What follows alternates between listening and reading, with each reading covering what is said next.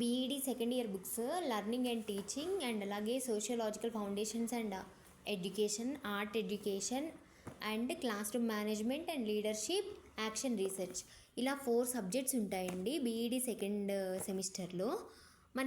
దీనికి ఖచ్చితంగా అసైన్మెంట్స్ రాయాలి, అలాగే సెమినార్స్ ఇవ్వాలి. సో నేనేంటంటే ఇక్కడ అసైన్మెంట్స్, సెమినార్స్ ఏవైతే కావాలో అవన్నీ కూడా ఒకటి ఇలాగా 5 పేపర్స్లో అసైన్మెంట్ అనేది క్రియేట్ చేసుకున్నాను. సెమినార్ ఇవ్వడానికి కూడా నేను ఇలా రాసుకొని ప్రిపేర్ అయ్యాను.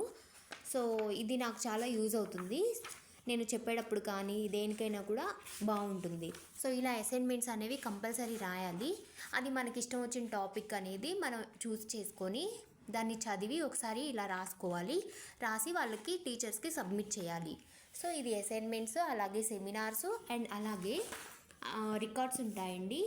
మనకి బీఈడీ ఫస్ట్ ఇయర్ సెకండ్ సెమ్లో మొత్తం 10 రికార్డ్స్ ఉంటాయి. సో ఫస్ట్ వచ్చేసి అబ్జర్వేషన్ రికార్డు, అది మనకి పెడగోజీకి సంబంధించింది. ఇది వచ్చేసి యాక్టివిటీ రికార్డ్ అనమాట. క్యారీ ఫార్వర్డ్ రికార్డ్, దిస్ వచ్చేసి మైక్రో టీచింగ్ రికార్డ్. ఈ మైక్రో టీచింగ్ మీదే మనకి ఒక సబ్జెక్ట్ మొత్తం ఉంటుందండి. అది మనకి బీఈడీ ఫస్ట్ సెమ్లో వస్తుంది. ఫస్ట్ సెమ్ ఫస్ట్ ఇయర్లోనే వచ్చింది. సో ఇది మనకి చాలా ఇంట్రెస్టింగ్గా ఉంటుంది. అసలు మైక్రో టీచింగ్ అంటే ఏంటంటే మనకి ఏదైనా కూడా వితిన్ 5 మినిట్స్లో అవుట్పుట్ అనేది రావాలి. అదే ఫైనల్గా మైక్రో టీచింగ్ యొక్క ముఖ్య ఉద్దేశం.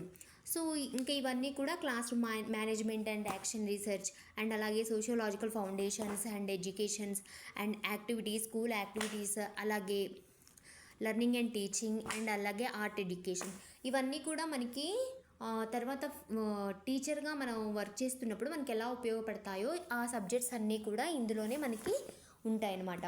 ఇది BEd first sem BEd first year second సెమ్కి కావాల్సిన ముఖ్యమైన టెక్స్ట్ బుక్స్ కావచ్చు, రికార్డ్స్ కావచ్చు, సెమినార్స్ అండ్ అసైన్మెంట్స్ కావచ్చు. Thank you.